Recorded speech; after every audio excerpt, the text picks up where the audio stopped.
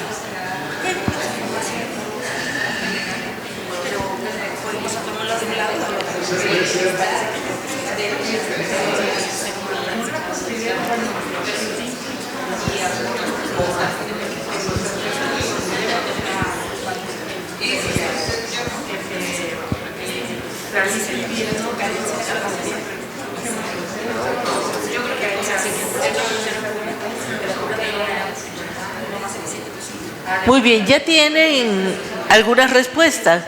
Vamos a continuar, no es un ejercicio exhaustivo y tenemos que terminarlo aquí, simplemente es una muestra de lo que es esto que ahora llaman la pedagogía activa, que le dan nombres nuevos, como decía el filósofo, ¿no? Vino nuevo en odres viejas, ¿no? Bueno. Entonces también tenemos que preguntarnos qué es para ti, qué es para ustedes la excelencia. Y luego conocer el CUSEA. ¿De veras conocemos el CUSEA? Porque aquí venimos cotidianamente. Pasamos 8, 10 horas, incluso de lunes a sábado, a veces más. Pero ¿saben qué es un Smart Campus? ¿Y de veras conocen estos robots inteligentes que tenemos aquí? Uno es para cálculos financieros y el otro es un meserito que te lleva las bebidas. ¿Se dan cuenta lo importante que es esta actitud indagatoria, esta actitud investigativa? ¿Sí? Yo cuando paso a dar mi curso allá al al área de posgrado, donde solo están los estudiantes más destacados, porque acá no, ¿verdad? Acá están los de licenciatura, y veo ciudades inteligentes, y veo, ¿qué es eso? Déjame ver, y empiezo a investigar, porque yo no puedo, como académica, como formadora, pasar frente a la realidad sin preguntarme, sin cuestionar, ¿sí? Entonces les pongo estos ejemplos, porque yo tampoco los conocía, ¿sí? Entonces, ¿cómo que ¿y dónde están? Y yo quiero verlos. Y no, pero que espérense, que porque el capitán es el que tiene la llave. Y pues cuando llegue el capitán y yo voy y yo quiero verlos, ¿no? Bueno, un Smart Campus es un acrónimo de las características de un campus inteligente. Si un campus inteligente tiene muchas connotaciones, puede ser como aquel que está totalmente tecnologizado y que tiene sensible las luces, el aire, etcétera. Pero no es eso nada más. O sea, nuestro anterior rector, el maestro Gustavo Padilla, tomó esta propuesta que hice yo sobre que SMART, como este acrónimo, como los acrósticos que nos hacían allí en la juventud nuestros enamorados, ¿verdad?, que nos regalaban el acróstico. Sostenibilidad, o sea, es un campus sostenible, sustentable. Es un campo que mitiga no solo los efectos ambientales, sino también los efectos en sus estudiantes, los efectos en la comunidad, en la sociedad, que se adapta a las necesidades internas y externas, que es capaz de responder a situaciones críticas, a situaciones problemáticas de manera positiva, y que transforma su campus y la propia universidad y la sociedad. Entonces forma parte, el Smart Campus, bueno, no se ve aquí, el Smart Campus forma parte del ecosistema de innovación Jalisco, donde el ecosistema de innovación de la UDG y el intraecosistema de innovación y emprendimiento CUSEA forman todo el ecosistema de un Smart Campus. Bueno, decía yo que estamos en un entorno realmente apasionante porque está cambiando, transformándose y metido en dos lógicas, ¿no? Yo digo que debe ser tan interesante y tan retador como lo fue la aparición de la revolución industrial para los campesinos y criadores de ovejas y demás, ¿no? De repente ver fábricas, máquinas mecanizadas, y aquello debió haber sido pues un impacto importante a su forma de ver la vida y de trabajar. Yo creo que estamos en un momento similar a eso, en un entorno actual al que le han llamado VICA, ¿no? Y yo le digo que es VICA Plus. ¿Qué características tiene el entorno actual? Es un entorno de mucha volatilidad, hay mucha inestabilidad y hay una difícil previsibilidad de lo que va a pasar y de cómo vienen las cosas. En este momento, antes de iniciar la plática, la cátedra, decíamos, bueno, ¿y qué va a pasar en el CUSEA y en la universidad? ¿Quiénes van a ser los directivos? ¿Qué va a pasar con los planes de estudio? O sea, estamos realmente en esta difícil previsibilidad y en una gran incertidumbre porque hay una falta de claridad para el futuro. Realmente, ¿qué va a pasar? ¿Va a haber una tercera guerra mundial? ¿Va a seguir el genocidio en Gaza y de veras el genocida Estado israelí va a aplastar a los palestinos para hacer su gran resort de alto turismo sobre los cadáveres de niños y demás? ¿O qué va a pasar, ¿no?, con cosas más cercanas? ¿Qué va a pasar con la universidad si se acelera la gratuidad y ya no tenemos los recursos propios? O sea, hay realmente una gran incertidumbre, pero hay mucha complejidad. Dentro de la teoría del caos, lo que podríamos decir es que antes decíamos, si pasa esto, la consecuencia va a ser esta. Esa es una linealidad. En el caos, si pasa esto, las consecuencias pueden ser A, B, C, D, Z, A1, A2, A3, Z1, Z2, ¿sí? O incluso, bueno, esto pasó no porque haya venido de aquí, sino pasó porque vino de aquí, de acá, de acá. O sea, es realmente una interpretación de eventos y situaciones muy ambigua, ¿verdad?, donde ya no tenemos esas certezas a las que estábamos acostumbrados, ¿no? Bueno, pero en el caso de la educación superior hay nuevas necesidades económicas, sociales, culturales, pero sobre todo educativas, provenientes de todo esto.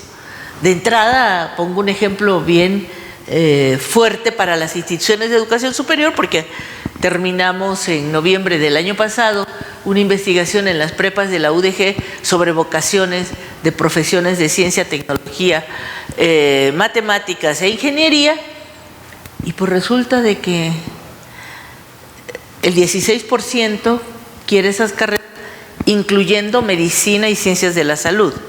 Si quitamos medicina y ciencias de la salud, es solo el 6% del estudiantado quien quiere las carreras STEM, que son las altamente demandadas en un Jalisco que está a punto de convertirse nuevamente en el Valle del Silicio mexicano, con el centro de fabricación de semiconductores. Y entonces, ¿qué vamos a hacer? el señor subsecretario de Educación, nuestro ex rector, el doctor Ricardo Villanueva, en la pasada reunión de CONACES en esta semana, lo que dijo es, bueno, pero los estudiantes lo que quieren estudiar es Derecho, Administración, Medicina, ¿y qué vamos a hacer con todo lo demás? ¿Sí? O sea, ¿y qué encontramos en esta investigación? Bueno, que los factores que hacen que las vocaciones estén vertidas hacia allá tiene que ver con las familias, no tanto con la propia universidad. O sea, la universidad influye. Claro, ya no tenemos orientación vocacional, las partes de las ferias profesiográficas, no es tan fuerte ya, tendríamos que retomarla, pero es en las familias donde, sobre todo a las mujeres, dicen, no, tú ingeniera, no, eso es para hombres, no vas a encontrar novio, no te vas a casar, matemática menos, ¿no? Etcétera. Entonces, la universidad tiene mucho que hacer ante estas nuevas necesidades, pero sobre todo, además de las vocaciones y la demanda laboral, pues lo que requiere ahora la sociedad, los empleadores, la economía, es talento y ya no mano de obra altamente calificada, sino desarrollo de talento y conocimiento de frontera. Bueno, hay un cambio enorme en la geopolítica del conocimiento y en la geopolítica de la política y de la economía. Se dice que estamos yendo hacia un postcapitalismo, ¿verdad? Hay mucha discusión aquí, yo no voy a entrar a los post y a este tipo de cosas, simplemente es para ilustrar que cambios que requerían años ahora se dan en días. Ayer acabamos de escuchar que China lanzó el SWIFT, un nuevo SWIFT que ya no requiere del dólar, que ya tiene las reservas nacionales de los países de los BRICS, ya no en oro y dólares, sino en monedas virtuales, ¿no? El yuan virtual, etcétera. O sea, esto que pensábamos, no, eso de aquí al futuro, unos 10, 15 años, pues sucede en días, ¿no? Y la predominancia de China, que antes, vean, era un espacio pequeño de control que tenía, parte de Asia y de África, y ahora pues ha expandido su influencia y sus relaciones. Hay entonces ya esta balanza, esta contraposición con lo que antes era el poder único de Estados Unidos, del dólar, etcétera, del inglés. Entonces, pues yo ya tengo que empezar a aprender chino mandarín, porque pues ya el inglés no va a ser suficiente, aunque bueno, la tecnología me apoya porque ahora ya con estos nuevos audífonos inteligentes yo puedo estar hablándoles en español y si ustedes fueran chinos estarían escuchando mi voz en chino, ¿no? Y ustedes me preguntan en chino y yo los estaré escuchando en español y eso pues me va a facilitar porque a mi edad ya no es tan fácil aprender un idioma nuevo, ¿no? Bueno, entonces el panorama de la educación superior está evolucionando rápidamente. Van a decir, ¿qué tiene esto que ver con la calidad y con la excelencia? Sí, pues porque va para allá. Está impulsada estos cambios por los avances tecnológicos, claro, acelerados por la IA, el blockchain y otras innovaciones tecnológicas, pero también hay una demanda laboral cambiante. Es decir, se habla de una feminización del perfil de ingreso, feminización en el sentido de que muchas de las características del perfil de los egresados se asocian con lo que era el estereotipo femenino, ¿no? Se requiere gente creativa, sensible, capaz de resolver problemas, que trabaje en equipo, etcétera. Y esas eran características que antes se decían son características femeninas, como un estereotipo. Pero también hay una feminización de la matrícula, porque más del 52% de la matrícula de educación superior somos mujeres. Y esto tiene repercusiones en todos los sentidos económicos, sociales, políticos, etcétera, ¿no? Y pues hay también transiciones hacia nuevos paradigmas educativos. Empieza todavía, afortunadamente para nosotros, espero que me dé tiempo para que me jubile, a no ser necesarios ya los títulos universitarios, no ser tan apetecidos por una buena parte del estudiantado, a no requerir de una doctora que esté aquí enfrente hablándoles, sino otras alternativas. Y entonces, hay una transición hacia nuevos paradigmas educativos que no manejamos, ¿no? Nosotros somos profesionistas metidos a dar clase, a docentes, ¿sí? Y entonces, pues, manejamos el paradigma del dictador. Somos profesores dictadores de clase, sabemos dictar clase, pero pues ese paradigma está totalmente agotado. Y entonces, ¿qué hacemos? ¿Y ahora cómo doy clase? ¿No?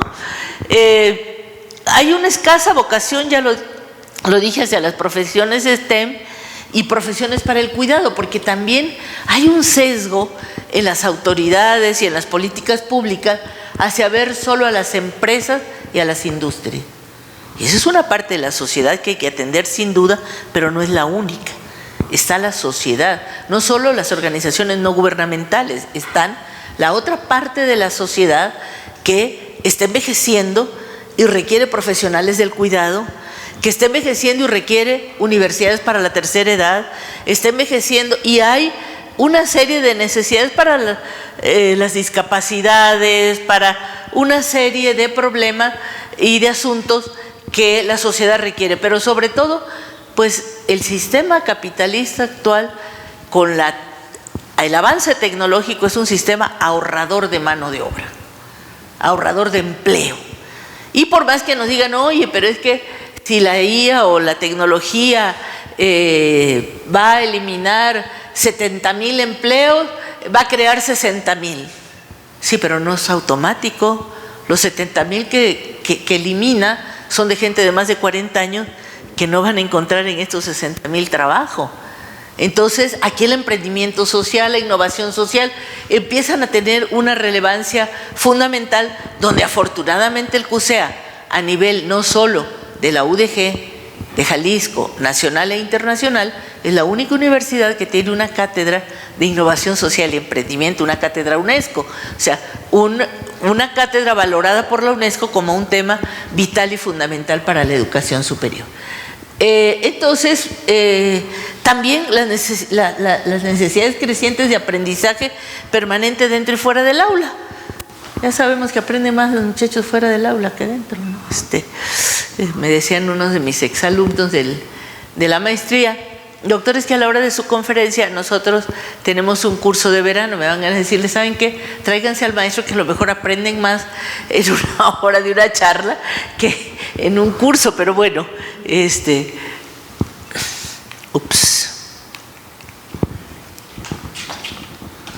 A ver, no sé si alguien me ayuda porque ya no quiere pasar.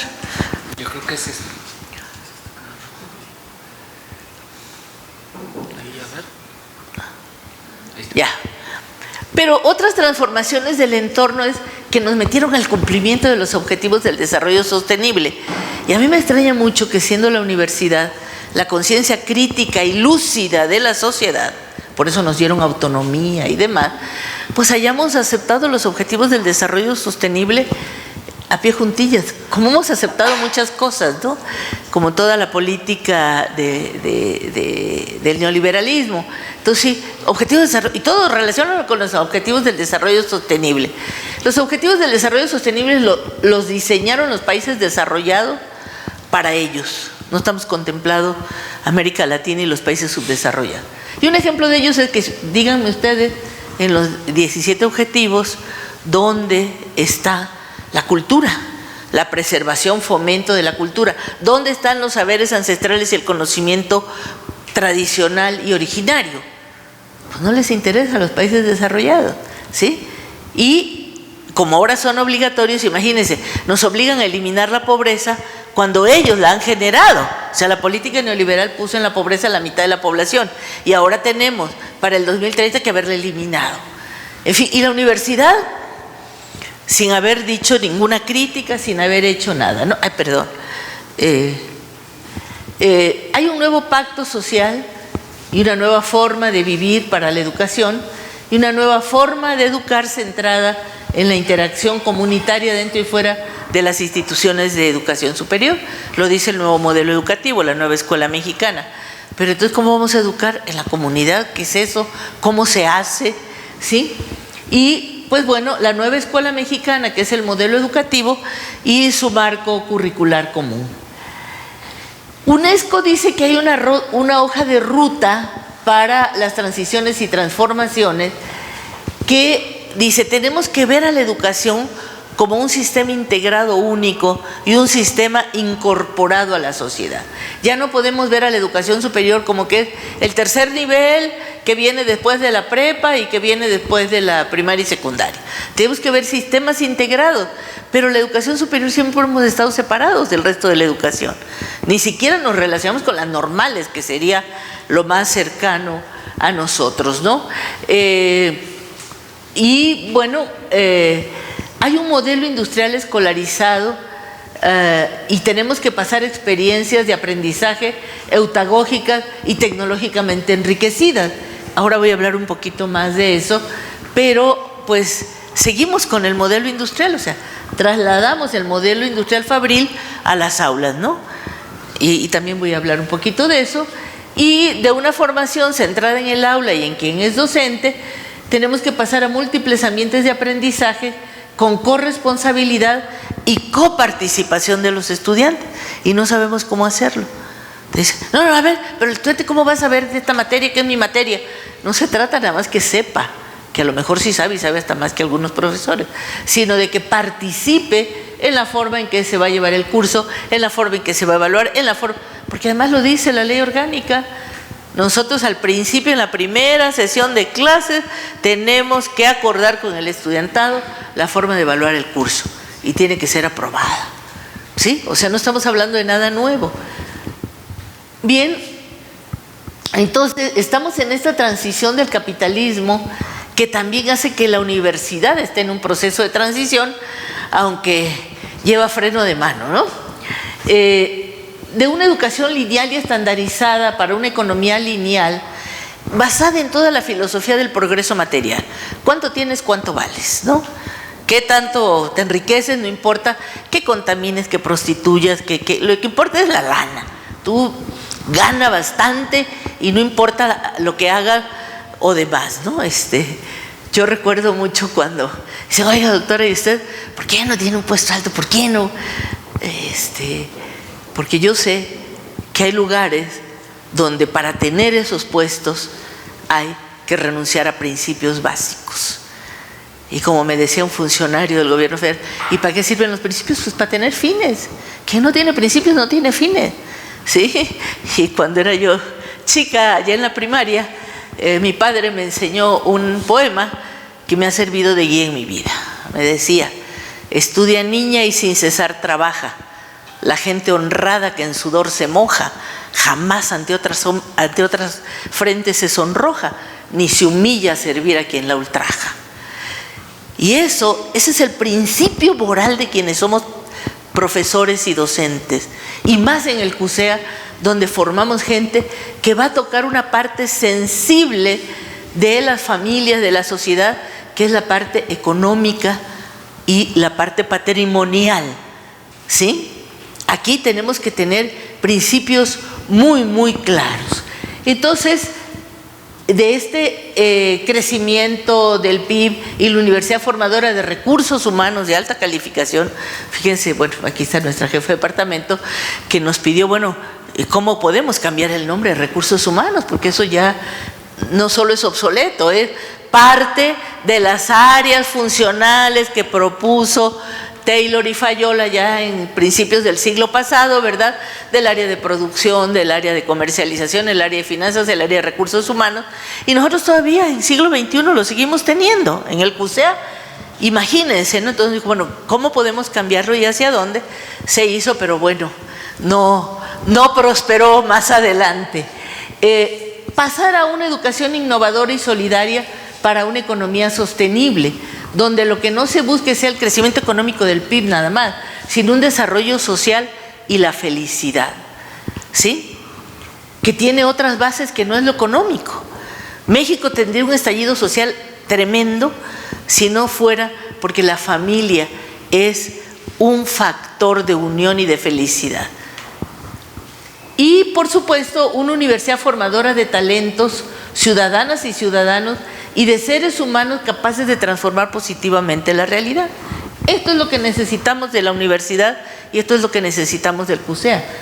Desarrollar socialmente, en todos los sentidos, a nuestros estudiantes para que tengan mayores niveles de felicidad y formar sus talentos, ahí en lo científico, en lo racional, pero también en la ciudadanía y también como seres humanos, ¿sí?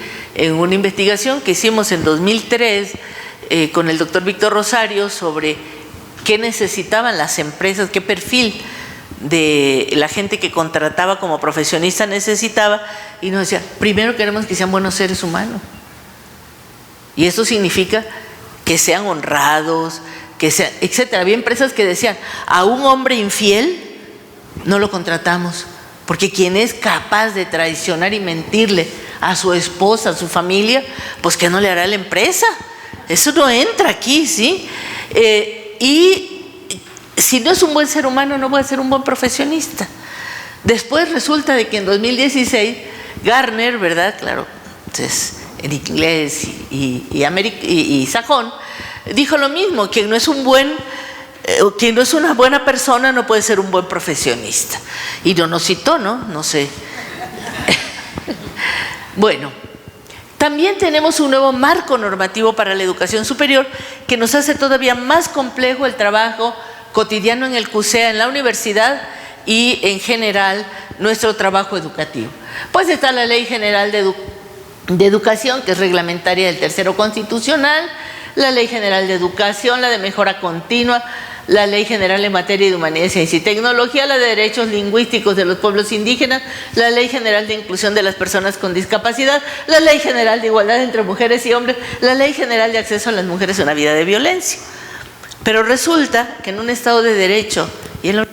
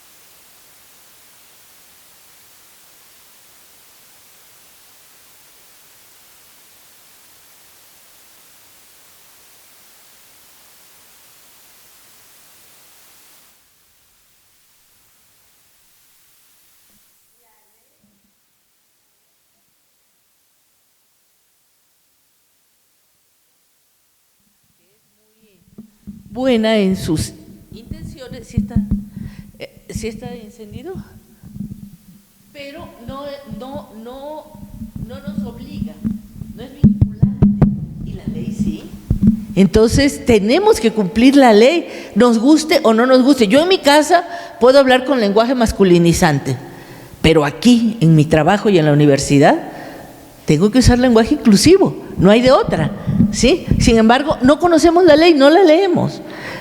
Bien, entonces también tenemos que se está pasando a modelos curriculares diferentes.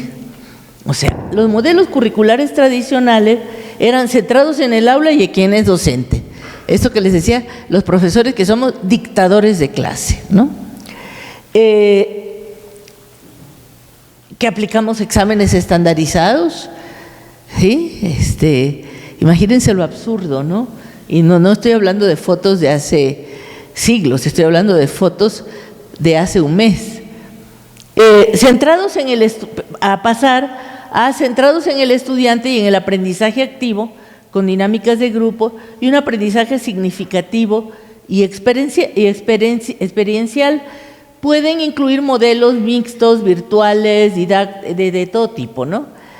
Pero también, en cuanto a ambientes de aprendizaje, estamos pasando a modelos curriculares en múltiples ambientes de aprendizaje con múltiples trayectorias y opciones, aprendizaje horizontal, áulico, práctico, codiseño, corresponsabilidad, y ahí entran las microcredenciales y demás, que pues la gran mayoría del profesorado todavía no está enterado ni siquiera que existen, ¿no? Ni cómo se van a gestionar, y totalmente abiertos y flexibles, sin títulos ni grados, centrados en un aprendizaje formativo en el trabajo para resolver problemas.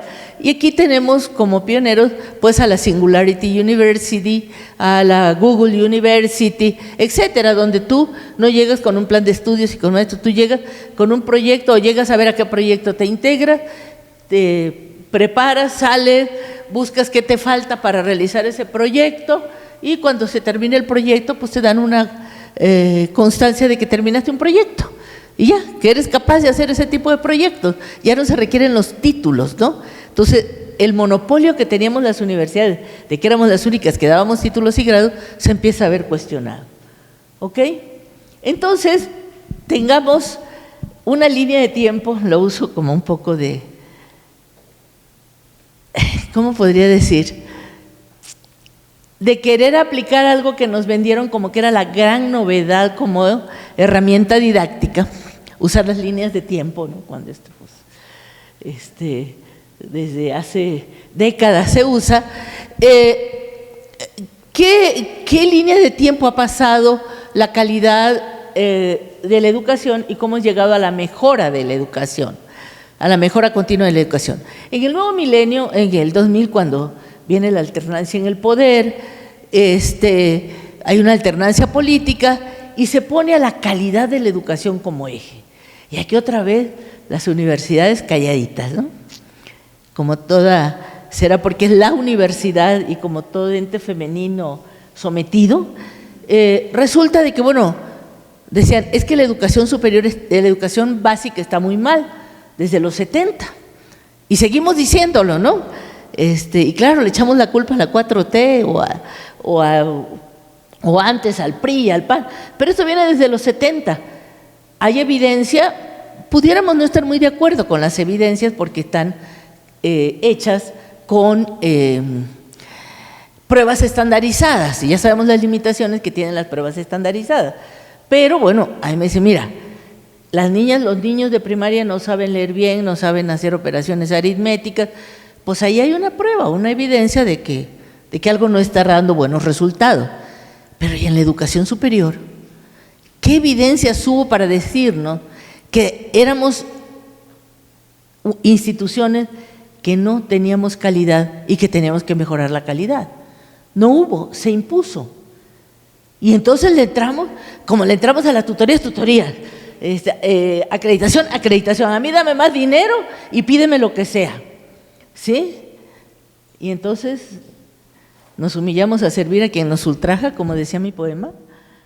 O sea, que no tenemos capacidad y no tenemos una NUYES y no somos parte del Consejo Nacional para impulsar otro tipo de políticas o para decir, espérate, así no. No, todo sí, a mí, con tal de que no me moleste, si me des más lana, lo que me pidan, ¿sí? Y entonces entró un recrudecimiento del neoliberalismo con un estado evaluador gerencialista, el New Public Management, ¿sí? Y entonces la autonomía universitaria que nos da capacidad para evaluarnos, para autoevaluarnos, para decidir, se transfirió graciosamente por unos cuantos pesos a los organismos acreditadores, COPAE y sus organismos acreditadores, ¿sí? Y bueno, el New Public Management no es más otra cosa que aplicar las mismas reglas empresariales de maximización de ganancia y competitividad a la universidad, no más que nosotros ni somos fábrica ni somos empresa, ¿sí? Y luego se completó todavía con las certificaciones ISO, que son certificaciones de que todo se hace estandarizado. Imagínense, violando el principio del artículo 3 que dice que la educación debe ser integral, centrada en los individuos, individuales diferenciados. Y nosotros buscamos en la universidad estandarizar con ISO, porque entre más procesos tuvieras certificados con ISO, más lana te daban. Bueno, yo acabo de ver con una enorme vergüenza que una prepa fue certificada con la nueva versión del ISO. ¿sí? Totalmente contrario a la mejora continua, contrario a la Ley General de Educación, ¿sí? Por fortuna, bueno, ya levantamos algunas voces y eso por ahí, y este es el último año que se puede entrar a esa certificación y se va a quitar. Pero imagínense el nivel de conciencia crítica de la universidad, que vamos para donde nos digan. Pues a ese nivel, pues de una vez que nos quiten la autonomía, ¿para qué la queremos? ¿Sí? Que venga el gobierno y nos diga qué tenemos que hacer.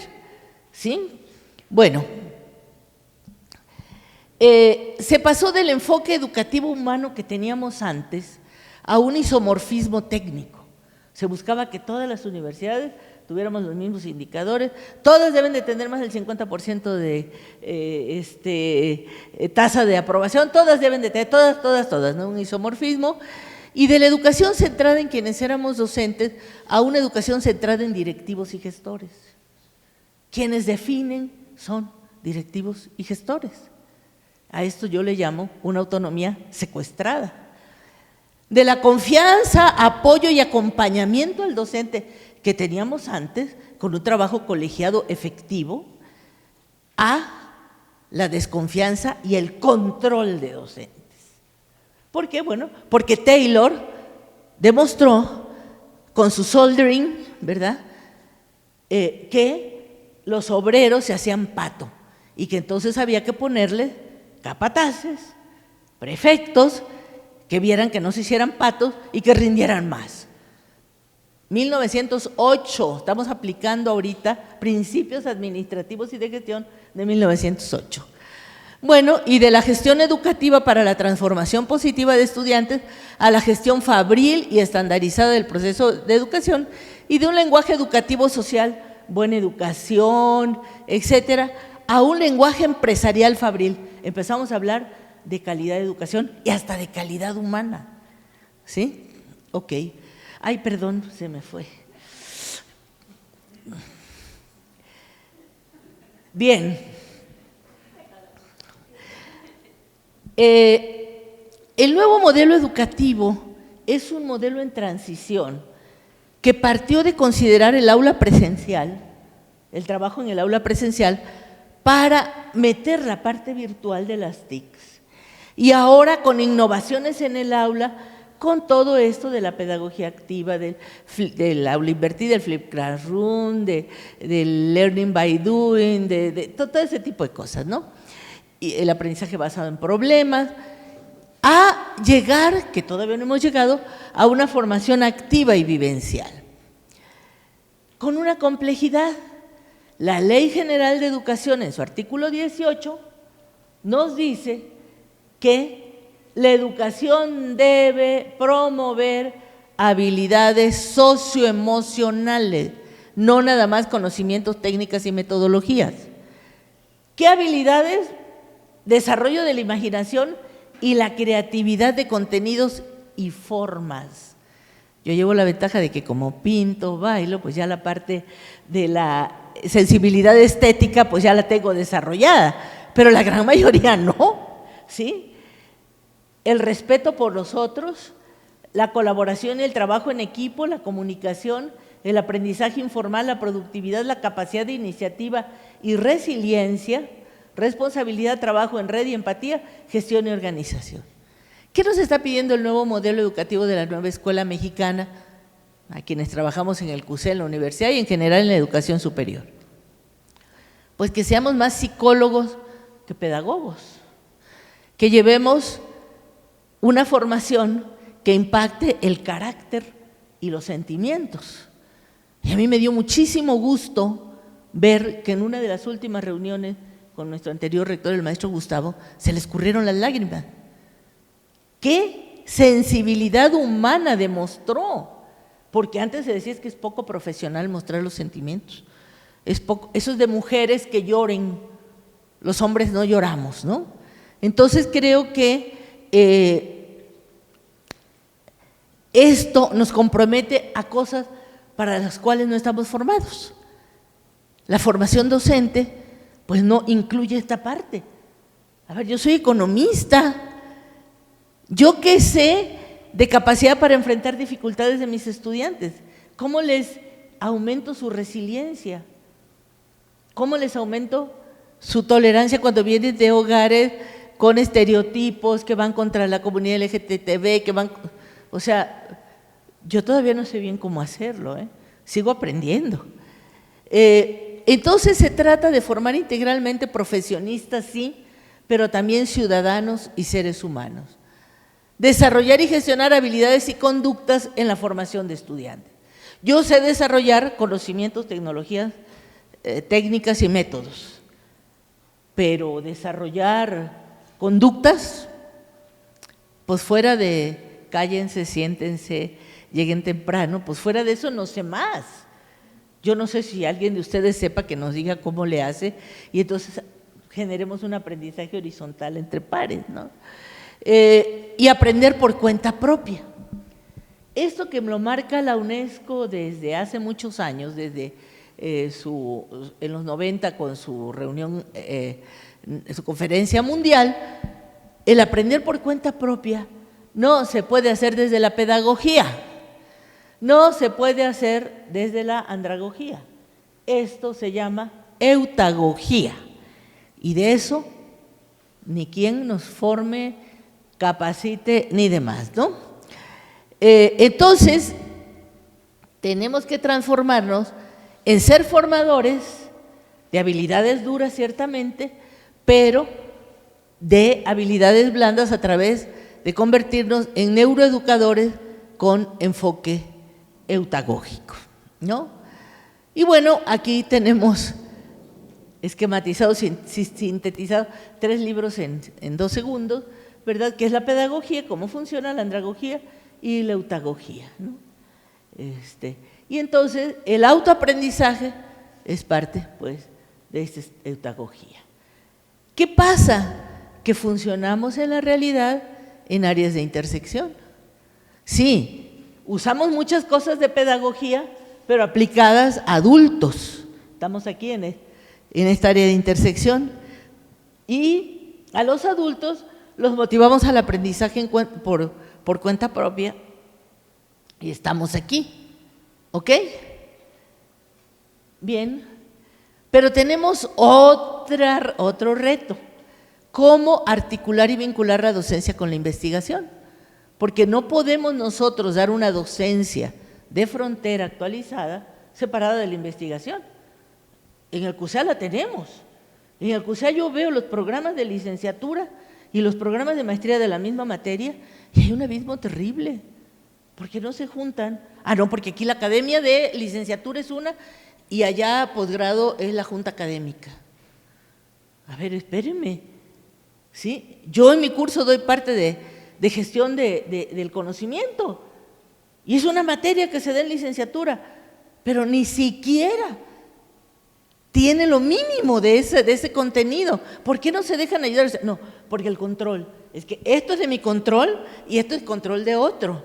Si no rompemos nosotros esa lógica, CUSEA no va a avanzar, académicamente no, y no porque nuestro profesorado no quiera, porque me consta que el profesorado de pregrado, de licenciatura, trabaja intensamente y se desgastan y buscan cómo actualizar los programas, pero pues nadie da lo que no tiene. Entonces tenemos que ayudarnos, apoyarnos, ¿no? Y bueno, ¿cómo se integra? La forma que yo he encontrado es ver la investigación como estrategia formativa en la práctica docente. ¿Y esto cómo se hace? Bueno, se los pongo aquí en un esquema gráfico.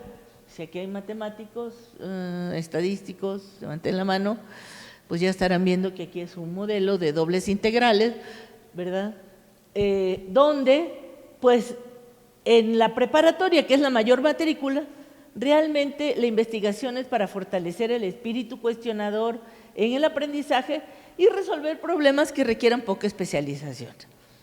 En las licenciaturas, pues la investigación es para aprender mejor y resolver problemas especializados y problemas sociales. Y ya en el posgrado, que es la matrícula menor, ahí sí ya la investigación es para la aplicación del conocimiento para avanzar el estado del arte o la frontera del conocimiento. Y aquí tenemos una forma muy fácil de gestionar la vinculación docencia-universidad. Y aquí entramos a otra cosa. Yo no sé qué pensarían si yo les digo que en el Hospital Civil o en el Departamento de Medicina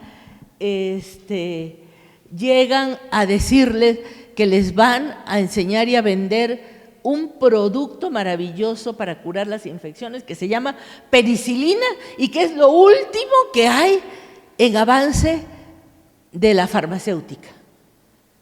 Pues sí, se van a reír, van a decir, oye, pero la penicilina, esa desde el siglo pasado. Pero a nosotros nos vienen a vender como habilidades para el siglo XXI, ¿sí? Y como la pedagogía didáctica para adquirir competencias del siglo XXI, propuestas que son del siglo pasado, ¿sí? O de mediados del siglo antepasado o de mediados del siglo pasado. Por ejemplo, Joseph Devereux, en los años 50, dijo, los jóvenes que estudian hoy tendrán trabajos que no conocemos. Lo repitió la UNESCO, lo repite el Foro Económico Mundial, pero no saben ni de dónde viene. Ajá. El Learning by Doing, pues John Dewey, en el siglo XIX, lo planteó como una propuesta de aprendizaje, pero también en los años 30 lo criticó, ¿no? María Montessori planteó en los años 40 que la intervención educativa debe buscar la felicidad del niño y ayudar a que lo haga por él mismo, como un aprendizaje significativo. Y ahora le llamamos cultura de paz, cultura para la paz, pero no mencionamos a quién, o sea, no conocemos de dónde viene. Y luego nos los vienen a vender y en inglés, y los pagamos en dólares, ¿no? Fíjense nada más, ¿no? También John Dewey dijo que el futuro es desconocido, los trabajos del futuro no los conocemos, vamos a resolver problemas que no conocemos y las ciudades postindustriales del futuro no sabemos qué trabajos habrá. ¿Les suena conocido esto? ¿Les suena actual? Bueno, pues es del siglo XIX, señoras, señores, ¿sí? Kirkpatrick, por ejemplo, que es el autor del aprendizaje basado en problemas, que a lo mejor ni sabían, ni se los dijeron quienes les dieron los cursos, ¿verdad? Lo que plantea, bueno, la OCDE y la web, es que es un tipo de organización necesaria en el salón de clases para apoyar un enfoque constructivista para la enseñanza-aprendizaje. Si tú no manejas el enfoque constructivista, pues no vas a poder manejar el ABP, ¿sí? Y otras estrategias son buenas para la educación superior, pero no para niveles básicos. Pero resulta de que todo el modelo de la nueva escuela mexicana está construido sobre el ABP, ¿sí? Bueno, en fin, María Montessori y su cultura de la paz. Entonces, ¿qué quiero concluir en esta primera parte de la charla? Pues tengamos cuidado con quienes ofrecen programas de formación y métodos didácticos para el siglo XXI, ¿sí? O sea, revisemos los planteamientos clásicos para conocer el origen de las propuestas y no olvidemos que somos profesionistas que ejercen la docencia, una actividad compleja y complicada que no nos da para tener todo el conocimiento de la pedagogía, de la andragogía, de la eutagogía, ¿sí? Entonces necesitamos apoyo. Bien, vamos a entrar ya de lleno al concepto de calidad. ¿De dónde viene esto de calidad? Ya dijimos que con el neoliberalismo se cambió la confianza en el profesorado, depositarios auténticos de la autonomía, se pasó a los jefes y directivos y se desconfió de la calidad y se nos pidió calidad sin tener evidencias, ¿no? Y el mismo Edward Deming decía, solo a Dios le creo, los demás tráiganme pruebas. Estamos mal, a ver, dame pruebas. Bien, se basa sobre todo en un concepto del Total Quality Management, ¿verdad?, de la calidad total, de los llamados administración japonesa, Deming, Yuran, Crosby, Taguchi, etcétera, y se complementó en algunos casos con el ISO, como ya dije.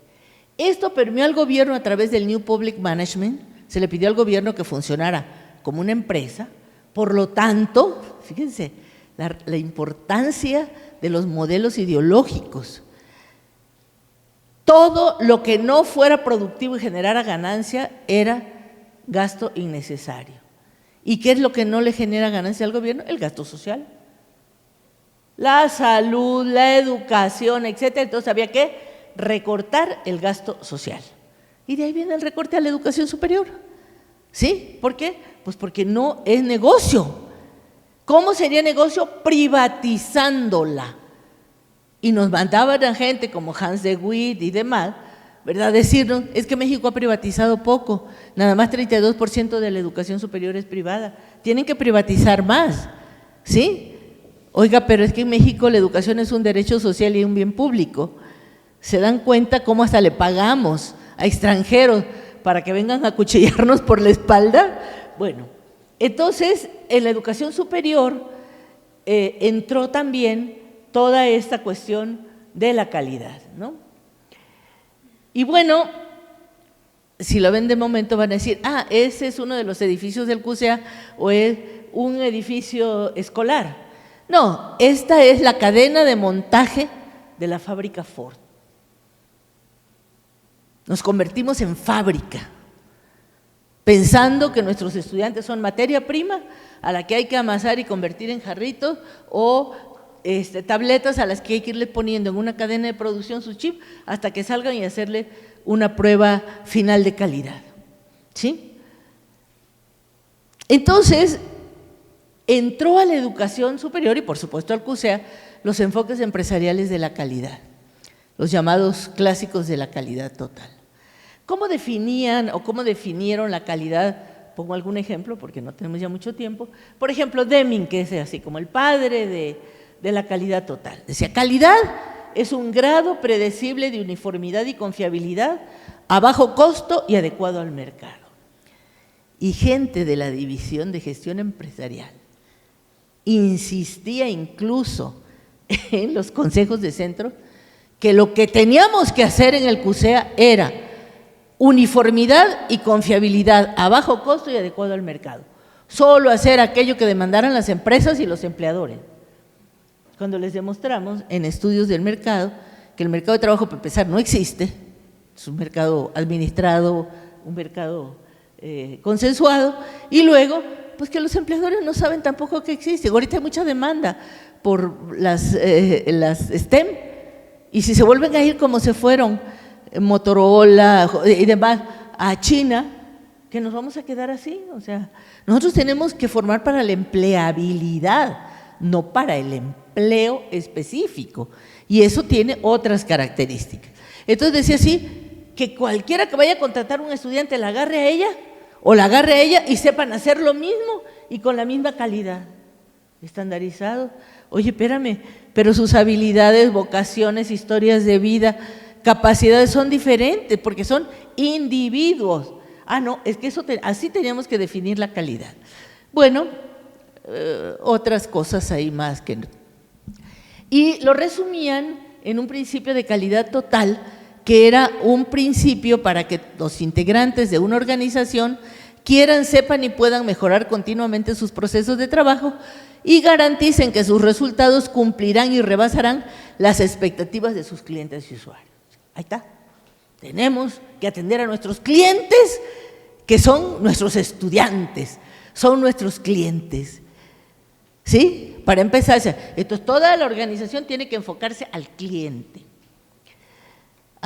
Pero resulta que la educación, su calidad no puede limitarse a atender clientes o estudiantes. ¿Por qué? Porque quien es estudiante es coproductor y corresponsable de su proceso formativo, cosa que la materia prima de las industrias no lo es, ¿sí? El producto o servicio que produce una empresa no es actor de bienestar social. Al contrario, muchas veces puede ser la industria alimenticia causante de obesidad, diabetes, etcétera. Y nosotros formamos ciudadanía y gente para servir a la sociedad. La educación superior no produce servicio educativo. Es que, por ejemplo, la nueva ISO, la 20001, ¿sí?, de 2018, dice, las empresas que producen servicio educativo. Nosotros no producimos un servicio educativo. Nosotros somos responsables de un derecho social en ambientes de aprendizaje con corresponsabilidad de nuestros estudiantes. No somos una empresa capacitadora, ¿sí? Que quede claro, pues. Y entonces, la calidad de la educación se ha venido definiendo desde los años 80. O sea, ¿de qué se trata? Bueno, pues de que haya eficacia y eficiencia, que se entiendan las necesidades de los actores sociales, que sus resultados sean congruentes y relevantes con las expectativas y demandas sociales. Ahora hay un cambio. Calidad, olvidémonos de la parte fabril empresarial, no somos empresa. El artículo 3 cambia y dice, la educación será de excelencia, ya no de calidad. De excelencia, orientada al mejoramiento permanente de los procesos formativos que propicien el máximo logro de aprendizaje de los estudiantes. Nuestra tarea como docentes es facilitar el máximo logro de aprendizaje de nuestros estudiantes para el desarrollo de su pensamiento crítico, así como el fortalecimiento de los lazos entre la escuela y comunidad. Decía Mafalda, cuando sabíamos todas las respuestas, nos cambiaron todas las preguntas. ¿Sí? Por ejemplo, ya no nos va a dar tiempo aquí de hacer una dinámica, pero haríamos una dinámica de pensamiento crítico en tu docencia. A ver, piensen, ¿qué lazos tienen con la comunidad del CUSEA? Con tus colegas, con personal administrativo y de servicio. ¿Qué significa lazos? No significa que nos vemos en el pasillo, que nos saludamos, que nos vemos en una reunión. Lazos de convivencia y coparticipación laboral y humana. ¿Qué lazos tenemos? Es bien difícil, ¿sí? A mí me van a ver cuando necesita que les extienda una constancia. Tienen problemas para actualizar el programa de estudio, están con conflictos con una serie de cosas, pero no, ¿verdad? ¿Cómo me voy a acercar a ella? ¿Sí? ¿O cómo ella se va a acercar a mí? ¿Qué lazos tienen con la comunidad del CUSEA? Con la comunidad de la UDG, lazos. Porque si no creamos estas redes de apoyo y de comunicación, no vamos a poder mejorar como docentes, como formadores. ¿Qué lazos tienen con la comunidad del municipio de Zapopan, con la parte nacional y mundial? O sea, ¿qué relaciones de confianza profesional y personal tienen, no solo de trabajo? ¿En quién confías dentro de tu departamento, tu división, tu centro, tu universidad, etcétera, ¿no? Vamos, ¿cómo andamos de tiempo? Bueno, vamos rapidito. ¿Qué pasó con la calidad? Se implementó un modelo de aseguramiento de la calidad. El aseguramiento de la calidad es un modelo de estandarización. Decíamos, ¿se acuerdan? Con indicadores de primera y segunda generación. ¿Cuáles son estos? Pues índice de reprobación, índice de titulación, porcentaje de profesores de tiempo completo, etcétera, etcétera, etcétera. Bueno, y todo eso ayudaba a que nuestros estudiantes aprendieran mejor y se formaran mejor, pues quién sabe. A mí, con un checklist point, dime, bajaste la reprobación, subiste la titulación, diste tutorías, así, tutorías ¿para qué? No sé, para todos por igual. Como decimos en Jalisco, se ocupen o no se ocupen, ¿no? No hay tutorías diferenciadas, no hay, ¿sí? En fin. Y este modelo viene del taylorismo, ¿sí? O sea, el aseguramiento de la calidad se basa en estandarizar la educación medida retrospectivamente. A ver, en los 3 o últimos 5 años, ¿cuántos profesores de tiempo completo? ¿Cuánto bajaste la reprobación? ¿Cuánto? Para que estamos aquí, yo te acredito, ¿sí? Si tienes todos los requisitos y si no, te hago una auditoría externa y te digo qué te falta. Y te doy un tiempo para que atiendas esas observaciones de la auditoría. Lo que se plantea ahora es, fuera ese modelo, porque además pues se hizo una cultura de la simulación. En el papel todo estaba muy bien, ¿eh? Como dice Luis Portes, la universidad de papel, pero en la realidad pues las cosas no eran así. Entonces se generó una cultura de la simulación.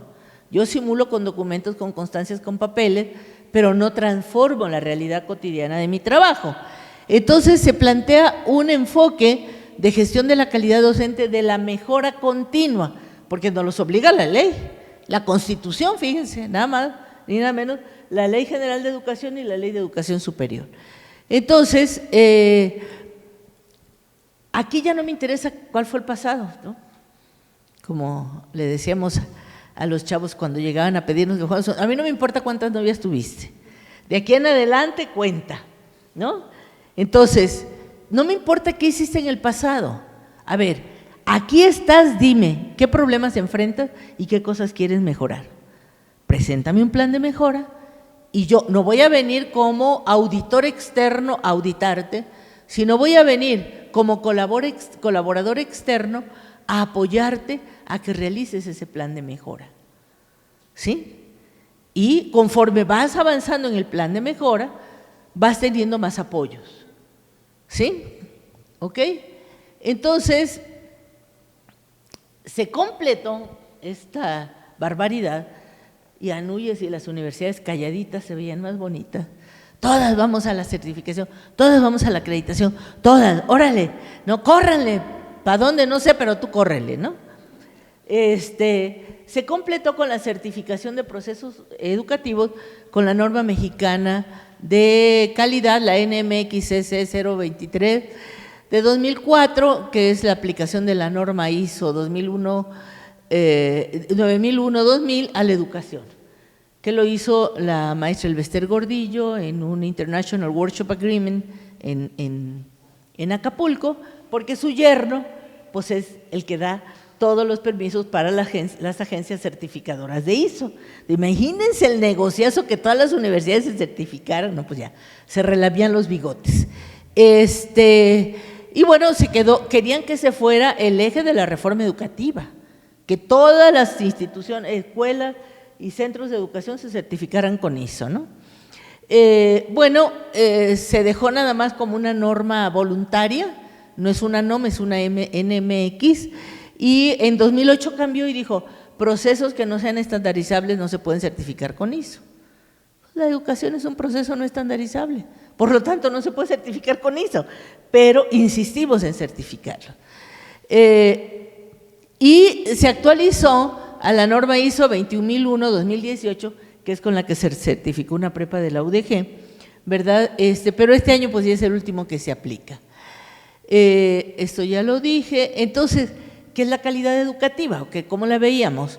No es un concepto absoluto, no es, como decía Deming, calidad es un cierto grado de homogeneidad y confiabilidad de bajo coste. No, no es una definición, es un concepto que se construye socialmente y se hace realidad en aprendizajes cualitativamente relevantes para cada estudiante. ¿Qué es lo que nos dice la nueva ley? Lograr el máximo logro educativo en los aprendizajes de los estudiantes. Y entonces la calidad no está en lo que se enseña, sino en lo que se aprende, y está cada vez más centrada en quien es estudiante. Y ahora la tendencia es que no sean organismos acreditadores como los de COPAE, sino que sean organismos de la sociedad civil los que constaten la calidad. ¿Ok? Peleamos y bueno, perdimos la pelea, pero hay veces que los perdedores son los vencedores. Decíamos, no, tienen que desaparecer los organismos de COPAES, pero como son muy buen negocio y demás, entonces dijeron, no, nos vamos a adaptar a los requisitos de la ley.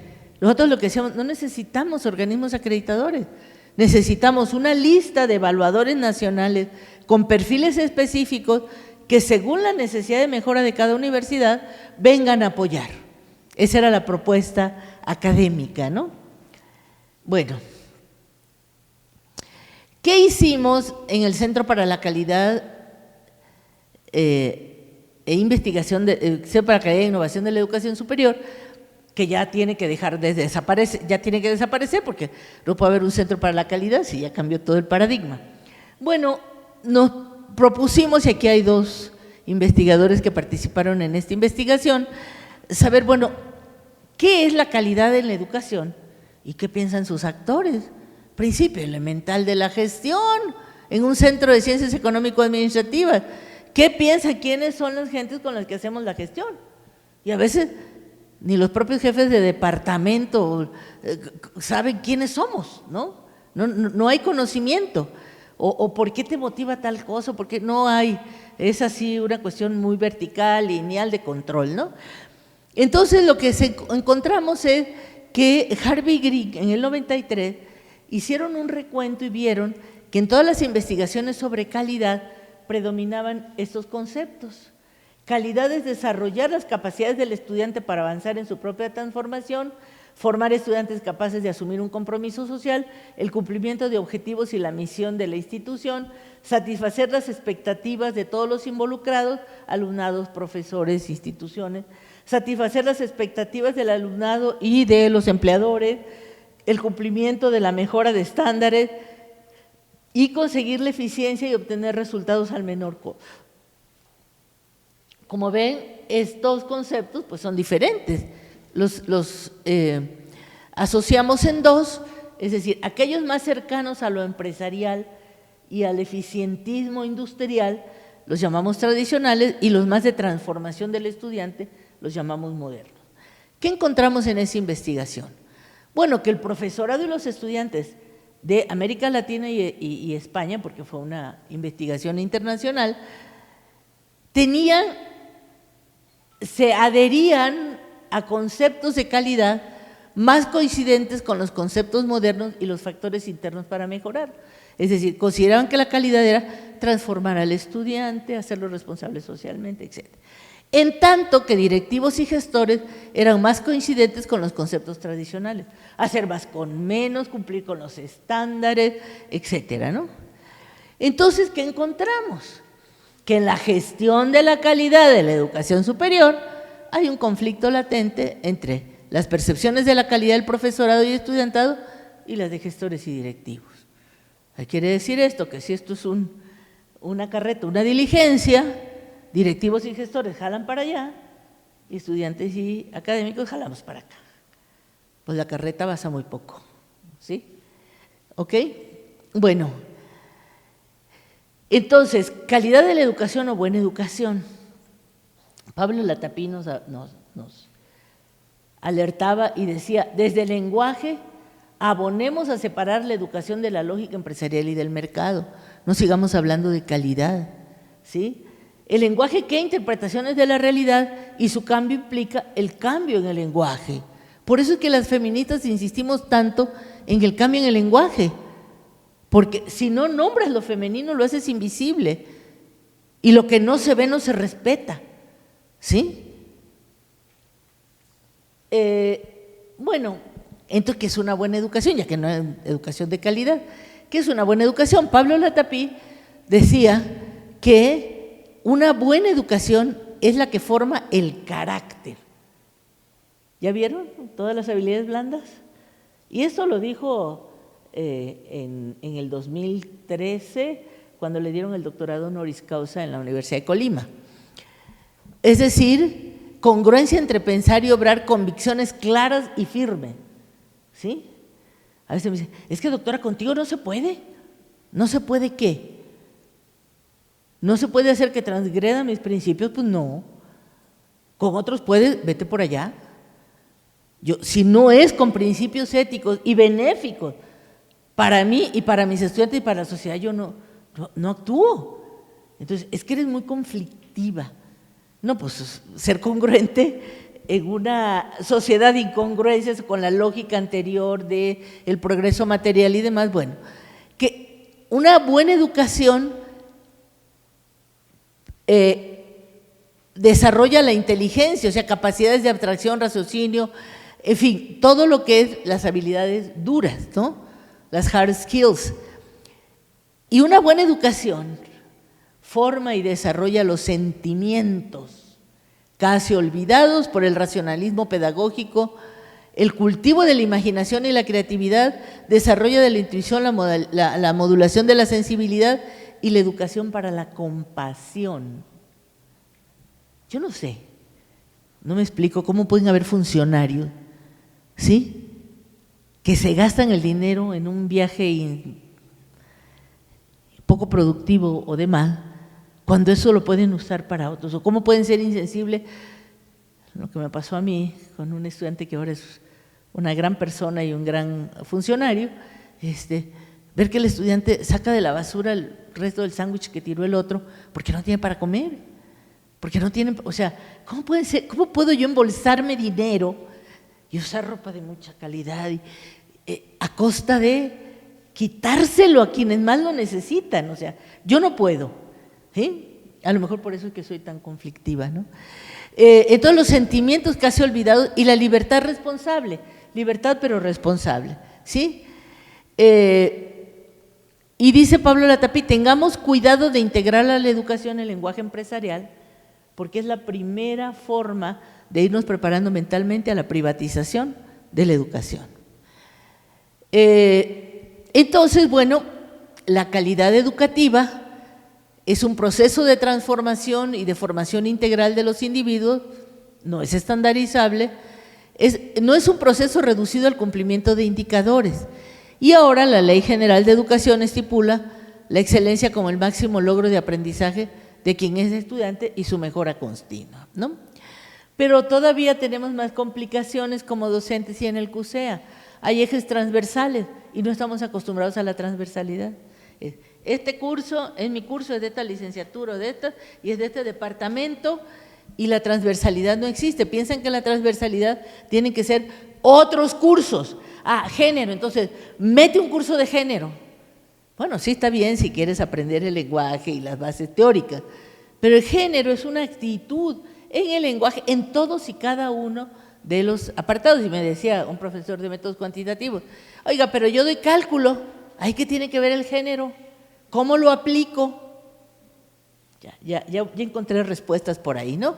Entonces, la sustentabilidad, los derechos humanos, la cultura de paz y no violencia, la interculturalidad, la economía social y solidaria y la innovación social. Y por ejemplo, con esto de los derechos humanos y la cultura de paz y la parte de género, pues se transforman todas las cuestiones, sobre todo para los hombres que estaban acostumbrados a irse sobre las alumnas. Hay jefes que dijeron, es que aquí me llega carne fresca, ¿no? Imagínense. Y que bueno, con las mismas profesoras o las secretarias, y hacían uso de su jerarquía, de su prelación como jefes, como docentes, para hacer propuestas y demás, ¿no? Y ahora pues eso no solo es un delito, sino que los lleva a que los corramos. Entonces tienen que cambiar, pero también está la otra parte de la relación laboral, ¿no? Entre iguales, entre superiores, donde pues el hostigamiento, ¿sí? Usted hace lo que yo le digo, pero yo soy su jefe. Y si no va a haber, y ahorita no le voy a terciar el horario, o sea, hostigamiento, bueno, como me tocó ver que le sacaran el escritorio al pasillo una maestra, no aquí, ¿verdad? Afortunadamente aquí en CUSEA no llegamos a esos extremos, pero en fin, el hostigamiento que antes lo hacían como valer su autoridad y su bien, la que tiene poder, el que tiene poder soy yo, ¿no? Y tú te amuelas porque no eres jefe. Ahora es hostigamiento. Bueno, entonces la excelencia en los aprendizajes, entendida como que se logre la incorporación cognitiva, consciente y activa de conceptos y teorías complejas y congruentes con una disciplina, el procesamiento y aplicación de prácticas de las mismas y referentes para construir nuevas propuestas y soluciones en el marco de la innovación y la pertinencia social. Y esto lo dice el CONACYT, ¿sí? Impregnados de matices éticos y valores que desde su particularidad cultural le permitan respetar la diversidad, promover la inclusión, valorar la interculturalidad, con perspectiva de género que fomente la igualdad entre todos. Si me pregunta para mí, ¿qué es la excelencia? ¿Sí? ¿Me considero una buena profesora? Sí, no por ego, no porque, vean que yo soy muy trinchona. No. ¿Por qué?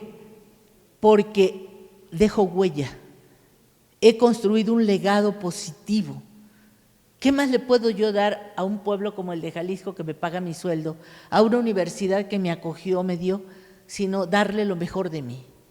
Y yo digo que para mí, en parte, la excelencia en la docencia y constatar que tus estudiantes te han superado, pero que reconocen tus aportaciones en sus aprendizajes.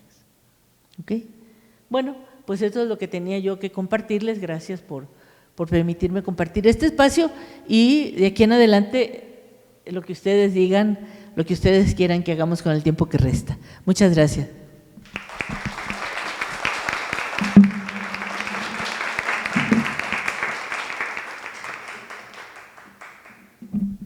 Elia, pues ¿se escucha? Muchas gracias. Estás metiendo un mundo que salió justamente a partir de un comentario que hizo la nueva rectora a partir del tema de la calidad y que dijimos, bueno, a ver, ¿qué es calidad, Elia Marum? ¿No? Entonces, muchas gracias por esta aportación porque a mí me deja ya como pensando en 2 o 3 temas y detalles, no sé los demás, y abriremos el micrófono, si no te importa, para un par de preguntas. Yo tengo una, pero allá va.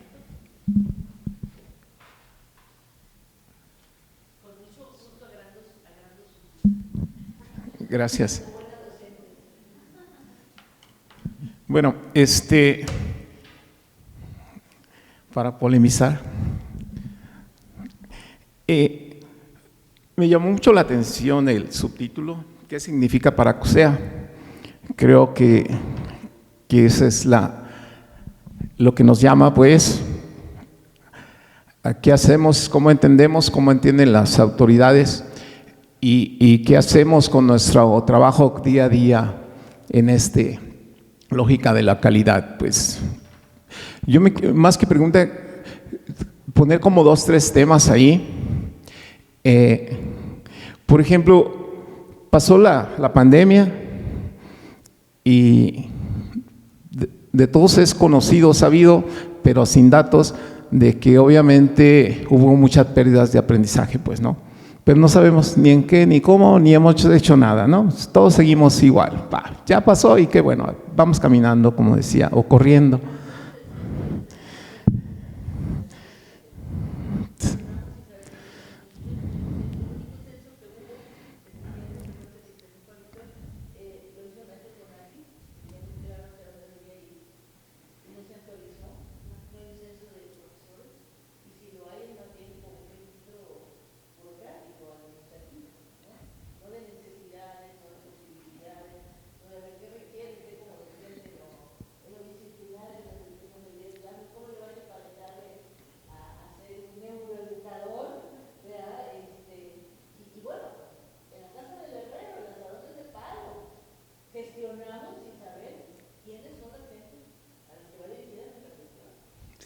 Otro elemento que ya comentaba, lo de SMART, pues no, es una metodología importada en las ciudades hacia las universidades, con más éxito en algunas latitudes del mundo.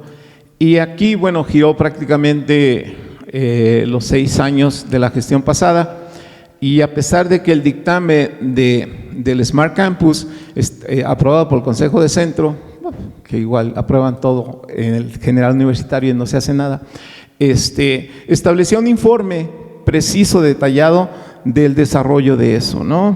Bueno, yo lo pedí por escrito y me dijeron que me perdiera en el informe general y que por ahí podría encontrar elementos, pues, ¿no? Otro es el modelo educativo, que sale casi al final, que quienes han tenido oportunidad de verlo, pues, ni modelo ni educativo, pues, ¿no? Entonces, tampoco participamos muchos, y no nos vemos en nada reflejado allí, etcétera, etcétera. Y si un modelo realmente piensa hacer eso, un modelo o algo donde nos veamos y trabajemos todo para la constitución de eso, pues deja mucho que desear. Y por último, ¿qué pasa con CUSEA? No olvidemos que una de las reformas que hizo el pasado rector general fue el cambio de la transformación o la eliminación en el Estatuto General, que no es lo mismo que la ley orgánica, de los centros temáticos y a convertir todos a regionales. Y eso fue el 7 de marzo del 22. Y a la fecha no se ha cumplimentado el transitorio donde establecía 180 días al Consejo de Rectores para que determinara sí, el mecanismo donde estos centros temáticos en qué se iban a convertir, ¿sí? Que no es algo simple, porque tendrían que pensar qué van a ofrecer, qué nuevas investigaciones, líneas, bla, bla, bla, si iban a desaparecer divisiones, departamentos y demás, y parece que después de 3 años no ha pasado nada y a nadie le interesa. Y hablando de gestión, pues la pregunta es, el haber convertido, que tengo mis dudas que proceda ese cambio, porque en la ley siguen existiendo temáticos y regionales, el estatuto es un segundo nivel y no, obviamente no norma la ley, ¿sí? Y que sería interesante pedirle al Congreso del Estado sobre su operación de eso. Pero lo que voy, ¿se gana en qué teniendo centros regionales? ¿Sí? Si tenemos un mismo zona, una región grande que es el área metropolitana y ahora tenemos 10, 12 o 15 o los que vengan por delante para atender una misma área, ¿sí? Sin separar todos estos vocacionamientos, etcétera. O realmente se trata nada más de hacer más centros regionales porque implica tener un rector, un secretario administrativo, coordinadores, divisiones, departamentos y demás. Si vemos, por ejemplo, Tlajomulco, sí, tiene una división que hace lo que supuestamente hacemos nosotros aquí en Economía y Sociedad. Entonces, ¿quién se queda con las tutelas de qué? O nada más es, crezcamos, al fin y al cabo ya tenemos el 5% del presupuesto. Bueno, ese sería mi comentario. Gracias. Bueno, tu comentario es múltiple, ¿no? Yo voy a tratar de comentar y de responder algunas cosas que son de mi área, de mi incumbencia, otras, pues como qué está pasando con los centros multitemáticos, pues yo también me hago la pregunta, ¿no? Porque hasta la fecha no se han implementado, ¿qué va a pasar? Pero eso tiene que ver con el modelo educativo. Fíjate que el modelo educativo es la columna vertebral y el eje que articula la gestión de instituciones de educación, como lo es el plan de negocios, lo que articula la gestión de las empresas. Por eso es que la gestión empresarial y la gestión educativa son bien diferentes, ¿no?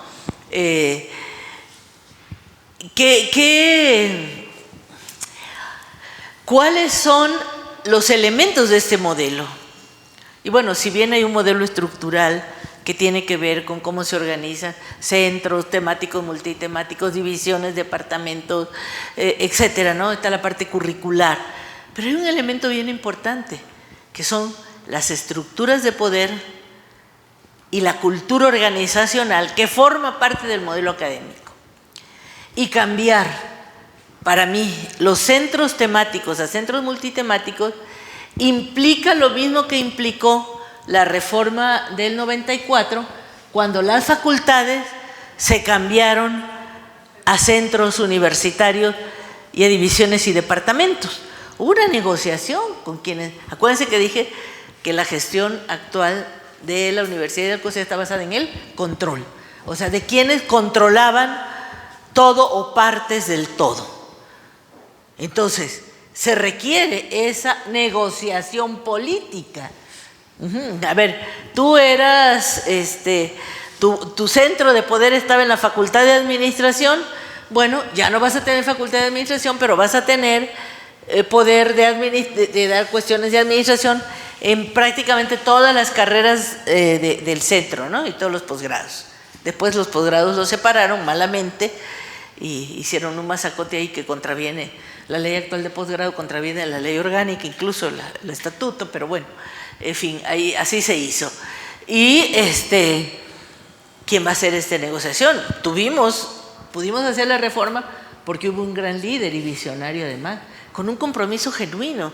Podemos criticar muchas cosas de Raúl Padilla López, que sin duda pues es un ser humano, no era Dios ni era perfecto, pero de que tenía una convicción seria de transformar la universidad y de darle a Jalisco lo mejor, pues ahí está parte de su legado, ¿sí? Él no se llevó los pesos y centavos de la biblioteca del Centro Cultural, ahí está, es su herencia y aquí la tenemos, nos guste o no nos guste, nos caiga bien o no nos caiga bien, ahí está, ¿no? Evidencia.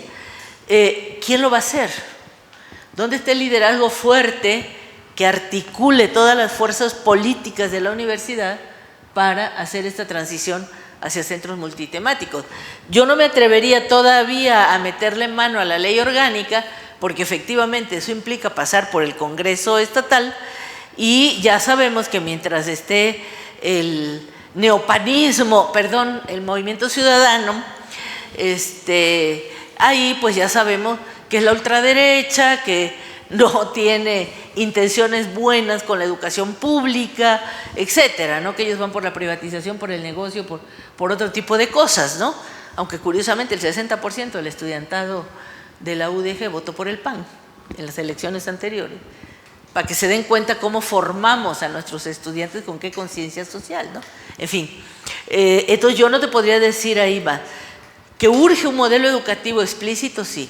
Está el modelo siglo XXI, que lo encabezó Ana Rosa Castellanos, Manuel Moreno, etcétera, que es un muy buen modelo educativo, pero que ya no está actualizado, digamos, 60-70% es válido, pero el resto ya no. Pero no fue un modelo que guió la gestión. O sea, es como si yo les digo, a ver, aquí teníamos un edificio de 4 pisos y ahora vamos a hacer un smart building, ¿verdad? Pero sin planos. Igualito, así estamos en la universidad. Hicimos una reforma estructural, administrativa, pero un poquito curricular, pero sin un modelo educativo que la guiara. Entonces, sí, y ahora seguimos sin modelo educativo. No tenemos un modelo educativo que guíe, y sin eso, pues la mejora continua va a ser difícil, no solo en el CUSEA, sino en otro lado, porque quedará a la discrecionalidad de cada funcionario que llegue al poder, o de los distintos funcionarios explícitos o implícitos que tienen poder en las diferentes áreas del CUSEA y de la universidad. Entonces, ahí sí, pues no sabría qué va a pasar, ¿no? No te podría decir más. Bueno, pues, ok, no sé quién más. Sí, adelante, Wendy, por favor. Me angustia. ¿Me permiten que me siente? Por favor. Me angustia porque de pronto recuerdo conceptos el tema de excelencia, y excelencia me lleva a muchos lugares, justo mucho más relacionados a adjetivos que son difíciles de concretar. Pero me recuerda también a esto ¿se acuerdan de los libros esos de Cornejo? De eres excelente, el mejor de todos. Me preocupa como concepto. Ayúdame, por favor, a entender qué es excelencia y por qué estamos haciendo ese tránsito a excelencia. Por favor, de verdad tengo ahí un tema.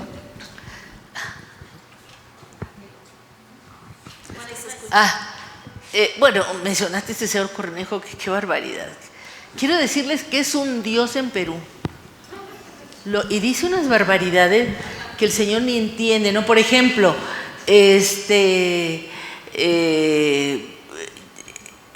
Crosby, ¿no? Calidad de 0 defectos.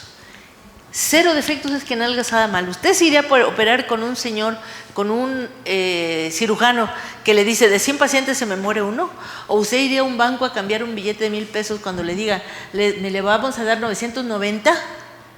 Pero Crosby no se refiere a eso, ni siquiera leen, y sin embargo andan hablando como falsos profetas, ¿no?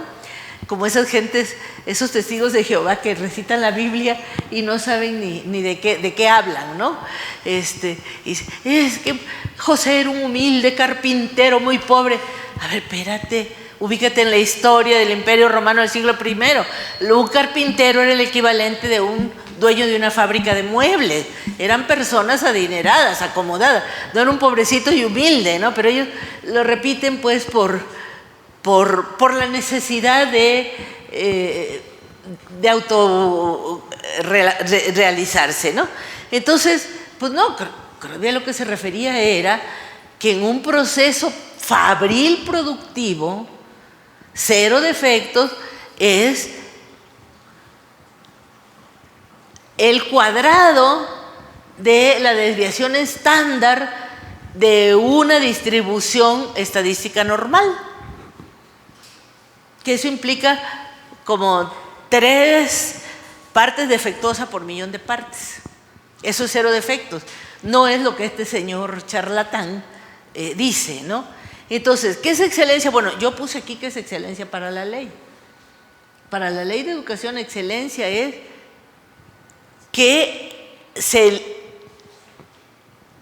impulse el máximo logro académico de los estudiantes. Whatever that means. Sea lo que eso signifique. ¿Sí? ¿Cómo hacemos que se logre el máximo logro académico de los estudiantes?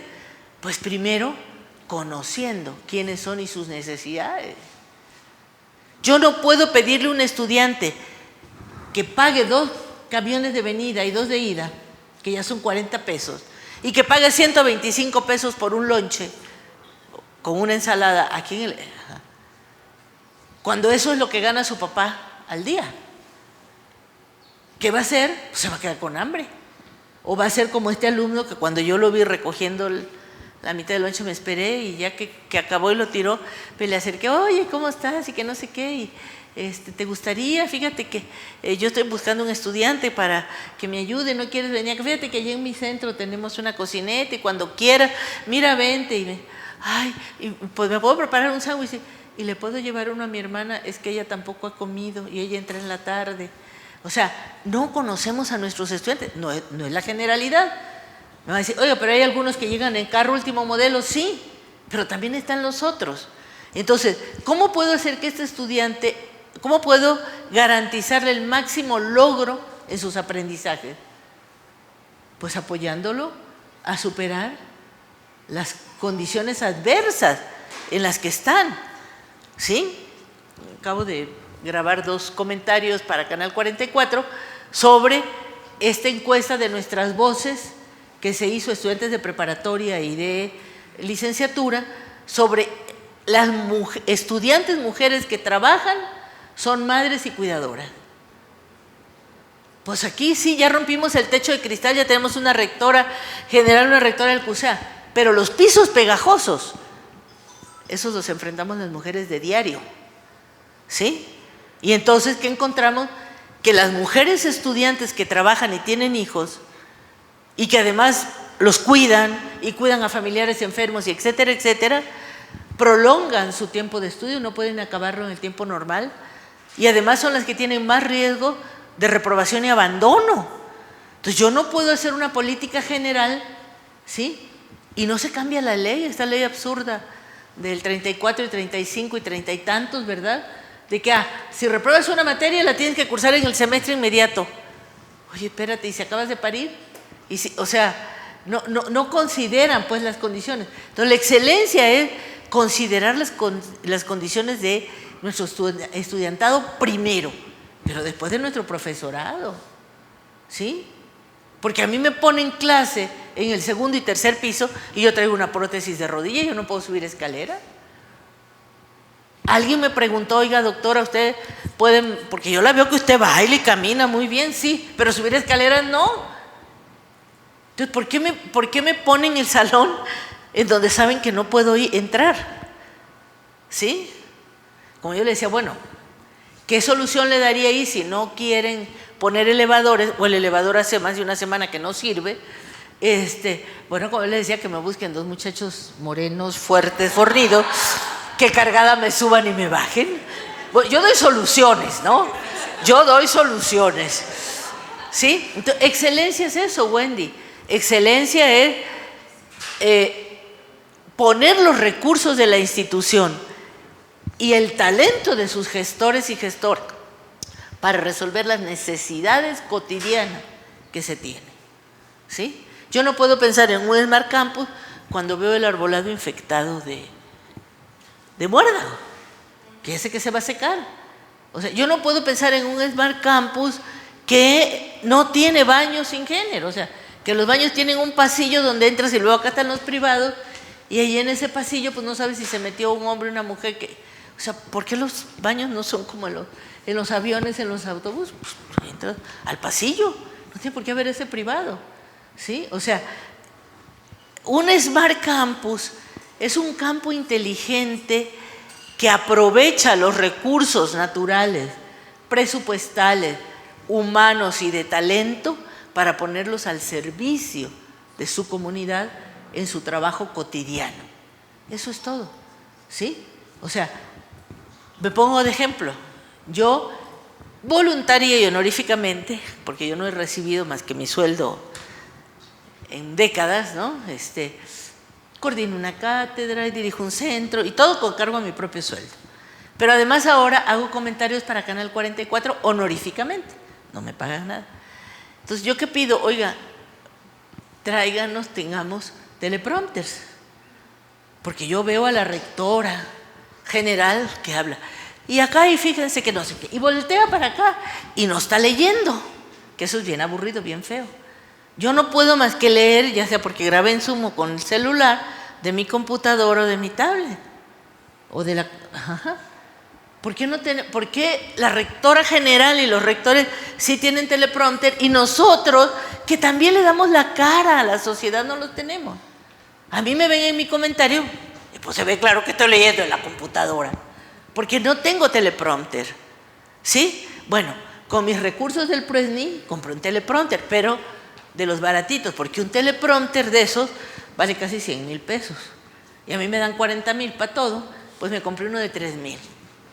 Pero resulta de que ese teleprompter requiere una tablet especial y yo no tengo esa tablet.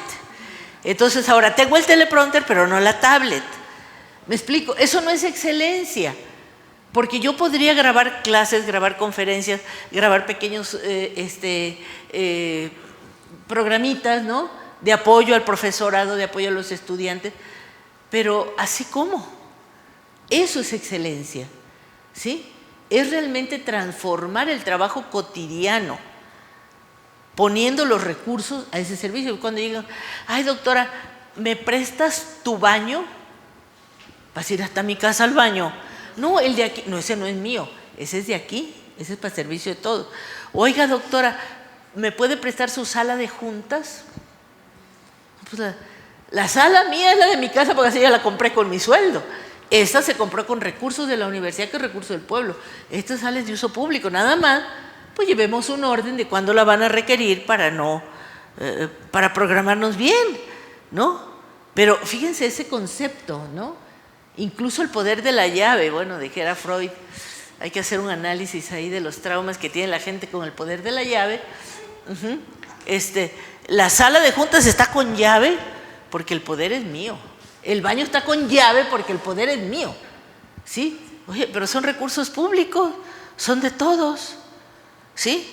Y luego le digo, oiga maestro, ¿por qué no en las salas de maestros y maestras, mal llamadas salas de maestros, hacemos reuniones para ver cómo resolviste todo el problema de tu curso, qué no te dio resultado, qué piensas hacer, en qué te puedo ayudar, compartamos? No, porque esas son del sindicato. A ver, espérame. El sindicato es nuestro, se mantiene de nuestras cuotas. A mí me descuentan el 1,5% del sueldo para dárselo al sindicato. ¿Cómo que esa sale del sindicato? Es nuestra. No, es que tendríamos que irle a pedir permiso. No, yo creo que lo que tenemos que ir es a ponernos de acuerdo en cómo programar el uso de la sala de juntas, de la sala de maestros y maestras. Pero no, aquí no puedes. Me pasó en el último festejo del Día del Maestro, pues yo llego despistada, como siempre, que ando pensando en miles de cosas, y veo una mesa, y veo que había una cerveza y un celular. Y dije, pues allá de haber alguien, las demás mesas ocupadas son muy lejos. Dije, me voy a sentar aquí. Intento sentarme, viene un profesor y me dice, aquí no se puede sentar, esto es para el comité ejecutivo. ¡Órale! No, pero fíjense la forma. O sea, que me había dicho, ay maestra, es que mire, necesitamos que el comité ejecutivo esté al frente porque va a hacer premiaciones y demás, ¿no? Sí, disculpe, pues yo me ubico en otro lado. Pero o sea, usted es maestra, usted no es del comité ejecutivo, usted es una simple profesora, ¿no? O sea, como dicen los estudiantes, somos de la perrada, ¿no? Del infeliciaje. ¿Sí? Si no cambiamos eso, o sea, también tenemos que cambiar ese nuevo sindicalismo. ¿Cómo es posible que el sindicato siga nada más pensando a ver cómo hace festejos, ¿verdad? Cómo se friega cómo usa las cuotas y no en cómo genera condiciones de trabajo mejor para estos retos que estamos enfrentando? ¿Sí? En una nueva evaluación docente pues vamos a salir muy mal. No tenemos la formación necesaria. Y esas son cuestiones laborales que nuestro sindicato tiene que estar viendo, ¿sí? Pero no hay un nuevo sindicalismo, hay un sindicalismo de que yo nomás quiero para ver las cuotas y a ver cómo me pago un viaje y a ver cómo me pago, ¿sí? Entonces, la parte de las estructuras mentales, las estructuras de poder y la cultura organizacional son vitales. Sin eso no vamos a llegar a la excelencia, ¿sí? ¿Cómo le doy yo condiciones a mis estudiantes si no tengo cómo darles? Fíjense, en uno de los viajes que hice con mi esposo pasamos por Heidelberg, por Alemania, y entramos a la universidad. Pues oigan, en la universidad llegan los hijos de obreros de alta calificación que ganan un montón. O sea, si hay alguien que tiene ingresos altos es Alemania. En la cafetería de la universidad yo veía que pasaban una tarjeta y otros traían otra. Digo, debe ser de diferentes bancos. No, me dice, aquí la totalidad del estudiantado tiene subsidio. La mitad tiene subsidio para comida, pueden comer gratis en el comedor. Más de la mitad tiene subsidio para transporte. La totalidad tiene subsidio para materiales educativos y libros. A los ricos. Y nosotros, nuestro estudiante tiene que andar recogiendo la sobra que tiró el compañero del sándwich en la basura. ¿De veras no tenemos presupuesto? ¿De veras no hay manera de cómo hacer una cooperativa de consumo? Ah, pero es que esa no es negocio. ¿Sí? O sea, tenemos que cambiar la mentalidad porque el entorno nos está llevando a cambios. ¿Sí? Y mucha gente dice, no, espérate, Elías, eso está bien, pero nomás deja que yo acabe mi periodo.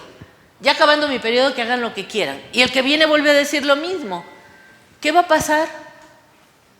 Que la universidad ahora sí empieza a ver cuestionada su sobrevivencia.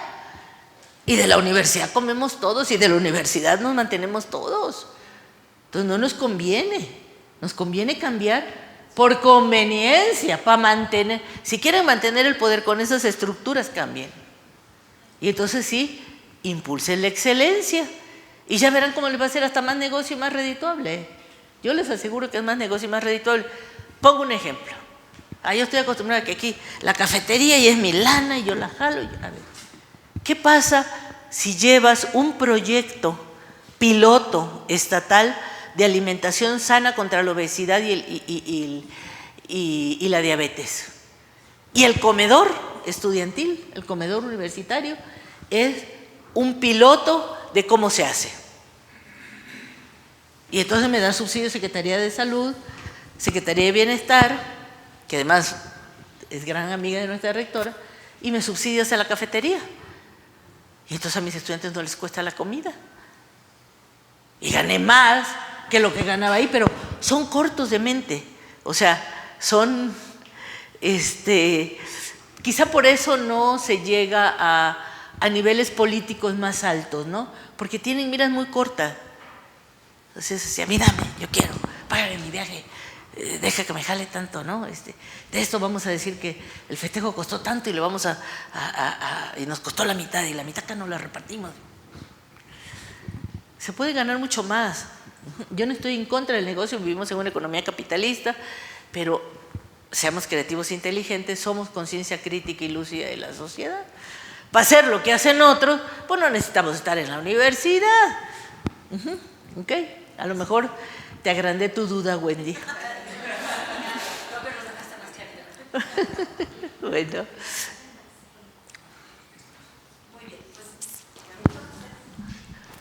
Estamos a tiempo. Por supuesto, vieron, aquí está el código QR de la cátedra, aquí están los teléfonos, correos. Empecemos a crear lazos, ¿sí?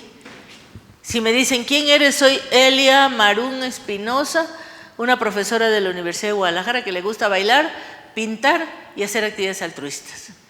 Lo demás, ¿qué doctora miembro de la ETNI?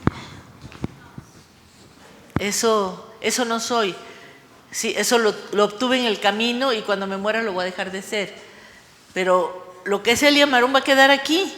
Entonces juntémonos, ¿sí? Generemos estos lazos, acerquémonos. Somos colegas, somos iguales. Bueno, pues... ¿qué? No me quiero ir sin felicitarte una porque son varios temas, varias expectativas, que abordaste varios temas, varias expectativas, pero hay uno solo que me impactó, lo que es la gobernanza y gestión universitaria. Y ahí hiciste la alusión de que a veces lo manejan con cuestiones empresariales. Y ahí es donde se descubre una gran laguna de la literatura en gestión y gobernanza universitaria. Queremos formar gestores universitarios analizando la literatura que está dirigida al sector empresarial y organizacional. Entonces, hacen falta investigadores que hablen, trabajen, investiguen sobre la gobernanza universitaria. Felicidades por tu plática. Gracias. Perdón, Wendy. No hay ningún problema, yo nada más me iba a permitir entregarle a Elia un reconocimiento, un pequeño reconocimiento de parte del Centro de Innovación Docente y la Secretaría Académica. El Centro Universitario de Ciencias Económico-Administrativas extiende la presente constancia a la doctora Elia Marum Espinosa por haber compartido su cátedra Excelencia y Mejora Continua en la Educación Superior, ¿qué significa para CUSEA? Este evento en el marco de una serie de cátedras que hemos denominado En la Voz de, organizadas en el Centro de Innovación Docente, las cuales significan un reconocimiento a la trayectoria docente de las figuras más notables de nuestro centro universitario. No,